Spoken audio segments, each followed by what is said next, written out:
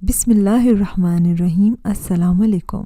سچی کہانیوں میں خوش آمدید ویئرس۔ آج کی اس ویڈیو میں آپ کے لیے اپنی دوست کی کہانی لے کر حاضر ہوئی ہوں جس کا نام فاطمہ تھا۔ وہ میرے ساتھ اسکول میں پڑھتی تھی۔ آج بھی ان دنوں کو یاد کرتی ہوں جب ہم ساتھ پڑھا کرتے تھے تو دل خون کے آنسو رونے لگتا ہے، کیونکہ وہ بہت بھولی بھالی معصوم اور نہایت خوبصورت لڑکی تھی۔ کوئی نہیں جانتا تھا کہ اس کی قسمت ایسی ہوگی۔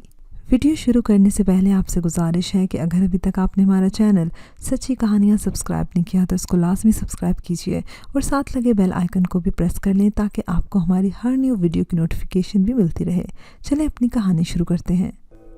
فاطمہ ایک غریب باپ کی بیٹی تھی، مگر اس کی عادتیں اس قدر سلجھی ہوئی تھیں کہ غربت میں جو عیب ہوتے ہیں وہ اس میں نہیں تھے۔ اس کا باپ غریب ضرور تھا مگر بڑا خوددار تھا، محنت مزدوری کرتا اور اپنے بچوں کا پیٹ رزق حلال سے بھرتا تھا۔ غربت میں بھی خدا نے فاطمہ کو حسن کی دولت سے نوازا تھا۔ دکھ کی بات یہ تھی کہ اس کا کوئی بھائی نہ تھا، جس کا غم اس کے باپ کو بہت تھا۔ مفلسی میں تو بیٹیاں بوجھ ہوتی ہیں، ان کو پالنا ہی ایک امتحان ہوتا ہے، پھر تعلیم دینا اور شادیاں کرنا۔ ایک غریب آدمی کی تو کمر ہی ٹوٹ جاتی ہے۔ یہی سبب تھا کہ اس کے والد اکثر کہا کرتے تھے کہ 4 بیٹیاں ہونے کی وجہ سے میری کمر ٹوٹ گئی ہے، ان میں سے اگر ایک کو خدا بیٹا بنا دیتا تو یہ ٹوٹی ہوئی کمر پھر سے جڑ جاتی۔ بیٹا نہ ہونے پر اکثر میاں بیوی کی لڑائی بھی ہو جاتی اور اللہ بخش اکثر اپنی بیوی کو کہتا، اگر میں کچھ آسودہ حال ہوتا تو یقیناً دوسری شادی کر لیتا بیٹی کی خاطر، مگر اب تو میں دوسری شادی کا سوچ بھی نہیں سکتا، کیونکہ مفلسی میں تن ڈھانپنے اور پیٹ بھرنے کے لیے سوچ جتن کرنے پڑتے ہیں۔ دوسری بیوی کو کہاں سے کھلاؤں گا؟ بس ایسی ہی چخ جب ان میاں بیوی کے درمیان میں ہوتی تو فاطمہ بہت پریشان ہو جاتی تھی۔ تب وہ اسکول میں آ کر گمسم ہو جاتی۔ میں اس سے پوچھتی کیا ہوا ہے؟ اس کی آنکھیں نم ہوتی اور کہتی، ماریا دعا کرو کہ خدا مجھے ایک بھائی دے دے، ورنہ امی ابو کی لڑائی یوں ہی ہوتی رہے گی۔ فاطمہ بہت ذہین تھی، قدرت نے اسے اچھا ذہن تحفے میں دیا تھا، لیکن وہ بڑی مشکل سے تعلیم حاصل کر رہی تھی۔ اس کے ددیال والوں نے بڑی مخالفت کی تھی کہ ہمیں فاطمہ کو نہیں پڑھانا، ہمارے ہاں لڑکیاں نہیں پڑھا کرتی۔ جب کبھی اس کے چچا اور پھپھو گھر آتے اس کو چھٹی کرنا پڑتی تاکہ وہ اس کے ابو کے کان نہ بھریں، ورنہ وہ اس کو اسکول سے اٹھوا لیتے۔ بیچاری فاطمہ کو بہت مسائل درپیش تھے، مگر وہ حسین اس قدر تھی کہ جیسے 14ویں کا چاند ہوتا ہے۔ سچ ہے کہ اللہ پاک بے نیاز ہے، اگر وہ کسی کو کسی شے سے محروم رکھتا ہے تو دوسری نعمت سے نواز دیتا ہے۔ فاطمہ میں سیرت کی خوبیوں کے ساتھ ساتھ بے انتہا اعتماد بھی تھا۔ احساس کمتری اسے کبھی چھو کر بھی نہ گزری تھی۔ ہم نے اکٹھے میٹرک پاس کیا۔ فاطمہ نے میٹرک میں ٹاپ کیا تو سبھی قریبی عزیز اس کے باپ کے سر ہو گئے کہ لڑکی کو اسکالرشپ ملے گا، تم پر بوجھ نہ رہے گا، اس کو کالج میں پڑھاؤ، پڑھ لکھ کر تمہارا بازو بنے گی، تمہارا بیٹا بنے گی، کچھ بن جائے گی تو تمہارا سر فخر سے اونچا ہو جائے گا۔ غیر سب لوگوں کے کہنے پر باپ راضی ہو گیا اور اس کو کالج جانے دیا۔ حالانکہ ہمارے علاقے میں اس وقت صرف ایک ہی کالج تھا جس میں لڑکے اور لڑکیاں اکٹھے پڑھا کرتے تھے، لڑکیوں کے لیے الگ سے کوئی کالج نہ تھا۔ ہمارے کالج میں سلمان نامی ایک لڑکا پڑھتا تھا جو کہ ایک منسٹر کا بیٹا تھا۔ اس کے والد بہت امیر آدمی تھے، بہت زیادہ زمینیں اور جائیداد تھی۔ سلمان کی ماں فوت ہو چکی تھی اور اس کے باپ کو اپنے مرتبے اور اپنی جائیداد پر بہت غرور تھا۔ سلمان کے والد کا نام مختار شاہ تھا۔ وہ ایک بڑا آدمی تھا اور اس کی بد خصلتوں کو علاقے کے سارے لوگ جانتے تھے۔ سلمان کا باپ دن رات رنگینیوں میں گم رہتا۔ وہ اپنے نفس کو خوش رکھنے میں اس قدر غافل ہو چکا تھا کہ اپنے بیٹے کو بھی خاطر میں نہ لاتا تھا۔ اس کو کوئی فکر نہیں تھی کہ سلمان پڑھ رہا ہے یا نہیں اور اس کی کلاس میں کیا پوزیشن ہے۔ باپ کی اس غفلت کی وجہ سے سلمان من مانی زندگی بسر کرنے لگا۔ وہ کالج ضرور جاتا تھا مگر تفریحاً، پڑھنا اس کے لیے کوئی مسئلہ نہ تھا۔ ایک امیر باپ کا بیٹا ہونے کی وجہ سے لڑکیاں بھی اس کے آگے پیچھے پھرتی تھی۔ سلمان ہر وقت اپنے آوارہ دوستوں کے ساتھ کھیلتا رہتا۔ سلمان بذات خود برا لڑکا نہ تھا، وہ پڑھنا چاہتا تھا مگر ماں نہیں تھی اور باپ بھی گھر میں اکثر غیر موجود ہوتا تھا، صرف ملازمین تھے جن سے وہ کیوں دبتا۔ بس وہ کالج کے بعد اپنے تینوں دوستوں کو لے کر گھر چلا جاتا، جہاں نوکر کھلاتے پلاتے اور یہ دوست روز دعوت اڑاتے۔ اس کی وجہ سے اس کی تعلیمی پوزیشن روز بروز کم سے کم تر ہوتی جا رہی تھی اور اب تو اساتذہ بھی اس سے شاکی رہنے لگے تھے۔ سلمان کے دوست خود پڑھتے تھے اور نہ ہی اسے پڑھنے دیتے تھے۔ حتیٰ کہ کالج آ کر بھی کلاس میں آنے اور پیریڈ اٹینڈ کرنے کے بجائے وہ اس کو میدان میں لے جاتے اور فٹ بال کھیلتے۔ ایک دفعہ میں اور فاطمہ کلاس کی طرف جا رہے تھے، گراؤنڈ سے گزر رہے تھے کہ سلمان کے دوست نے اتنی زور سے فٹ بال پھینکی کہ فٹ بال سیدھی فاطمہ کے سر پر لگی۔ اس کو بہت غصہ آیا، تبھی وہ بال لینے آ گئے تو فاطمہ نے ان کو ڈانٹا کہ تم لوگ کیا اندھے ہو، کچھ نظر نہیں آتا؟ اگر یہی بال میری آنکھ پر لگ جاتی تو کون ذمہ دار ہوتا؟ ہم ذمہ دار ہوتے، سلمان کے دوستوں نے کہا تو فاطمہ نے جل کر جواب دیا، تم خاک ذمہ دار ہوتے، تم جیسے پاگل تو صرف فٹ بال ہی کھیل سکتے ہیں۔ یہ کہہ کر وہ میرے ساتھ کلاس کی طرف آ گئی۔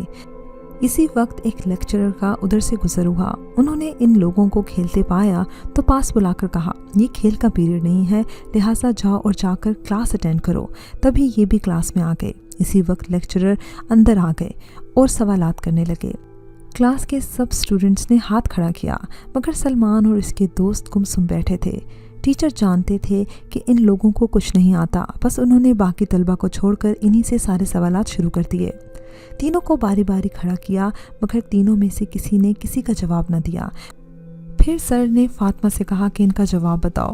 فاطمہ نے فوراً بتایا اور یہ اور شرمندہ ہو گئے۔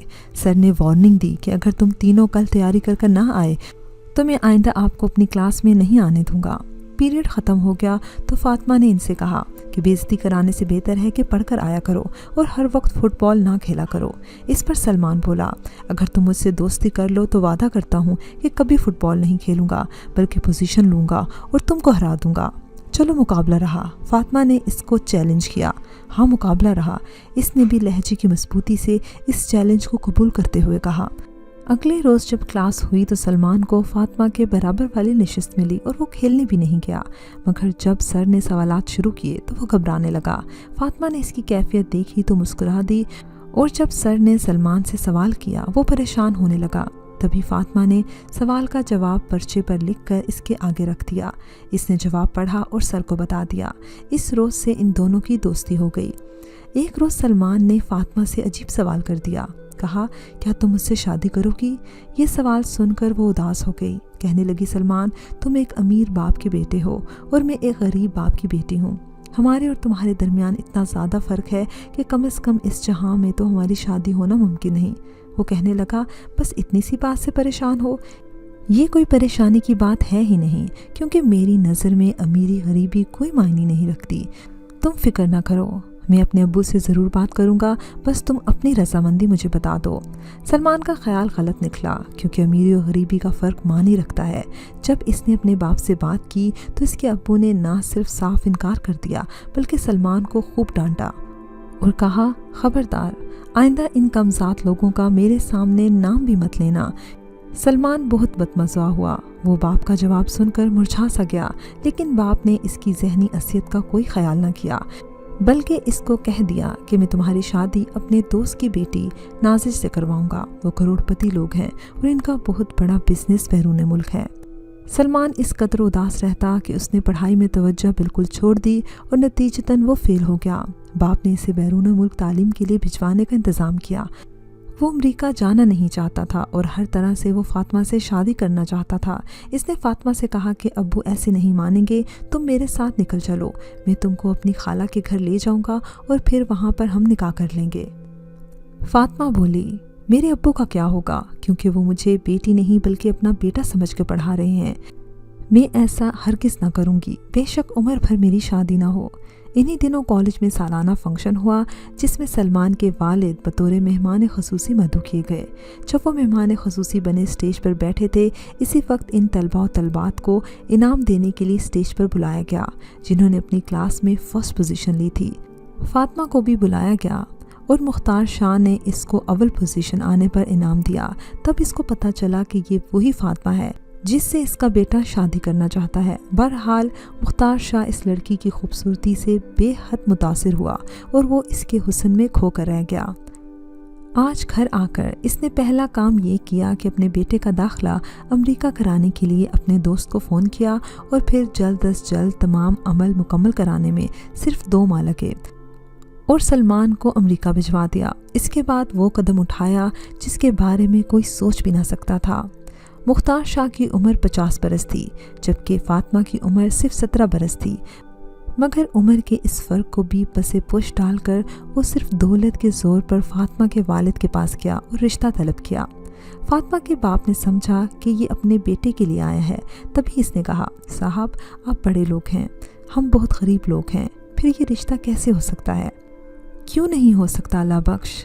मुख्तार शाह ने कहा, अमीर गरीब सब इंसान अल्लाह की नज़र में बराबर हैं और सब इसी की मखलूक है, लिहाजा तुम ये बात छोड़ो, हाँ अपनी शर्तें बता दो। कहो तो तुम्हारी बेटी को हम सोने में तोल कर ले जाएंगे, बंगला, जेवरात, बाग, ज़मीन जो कहो इसके नाम लिख देंगे।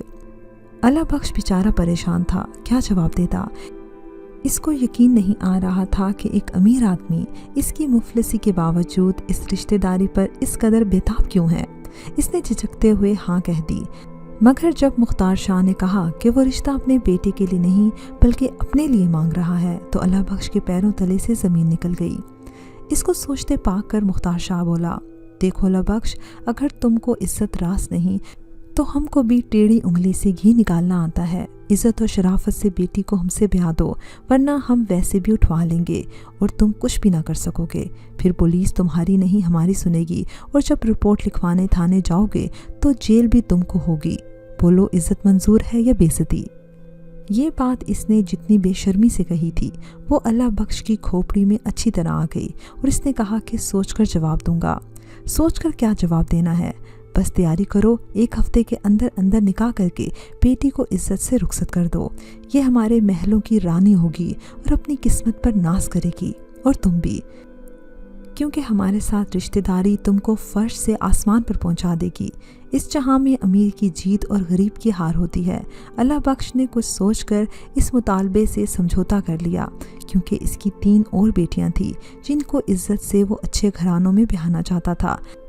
फिर गुर्बत को गले से लगा कर रखने में फ़ायदा ही क्या था। फातिमा को सलमान ना ब्याह सका, मगर इसका बाप ब्याह कर ले गया और वो 1 करोड़पति की बीवी बन गई। ताहम इस अमर का इल्म काफ़ी अरसे तक सलमान को ना हो सका। 2 साल बाद वो खुद ही पाकिस्तान आ गया, क्योंकि इसको अपने वतन और फातिमा दोनों की याद बहुत ज़्यादा सताती थी और दयार गैर में चैन न लेने देती थी। वो बग़ैर इत्तला दिए आ गया। जो ही वो घर में दाखिल हुआ, इसने फातिमा को देखा। इसकी समझ में कुछ ना आया तो फातिमा ने ये कहकर इससे पर्दा कर लिया कि तुम घर से चले जाओ सलमान, क्योंकि मैं तुम्हारे वालिद के निकाह में आ चुकी हूँ। अब इनकी इजाज़त के बगैर तुम इस घर में मत आना। ये सुनकर सलमान को इस कदर सदमा हुआ कि बेहोश होते होते बचा। बहरहाल आज इसको अपने बाप से शदीद नफ़रत महसूस हुई। इसने इरादा कर लिया था कि वो अपने बाप को शूट कर लेगा और फिर फातिमा और ख़ुद को भी गोली मार लेगा। इसने इसी इरादे से पिस्तौल को लोड किया, मगर इसके अंदर के शरीफ इंसान ने इसको ऐसा कदम उठाने से रोक दिया। ताहम दिल का दर्द ऐसा था कि इससे सहा ना जाता था। उसी रोज़ शाम को सलमान वापस अमेरिका चला गया और फिर वो कभी वापस ना आया और फातिमा को उम्र भर के लिए सिसकने के लिए पीछे छोड़कर चला गया। मुख्तार शाह ने अपने बेटे की बहुत मिन्नत समाजत की, मगर वो वापस ना आया। उसे अपने बाप से शदीद नफ़रत हो चुकी थी। मुख्तार शाह की फातिमा से कोई औलाद ना हुई। सलमान उसका इकलौता वारिस था। वो पागलों की तरह सलमान को याद करता, मगर सलमान हमेशा के लिए अपने बाप को बुला बैठा था। व्यूअर्स, मुझे उम्मीद है कि आपको हमारी आज की कहानी पसंद आई होगी। कमेंट सेक्शन में अपनी राय का इजहार लाजमी कीजिएगा। अगली कहानी तक इजाज़त दीजिए। अल्लाह हाफ़िज़।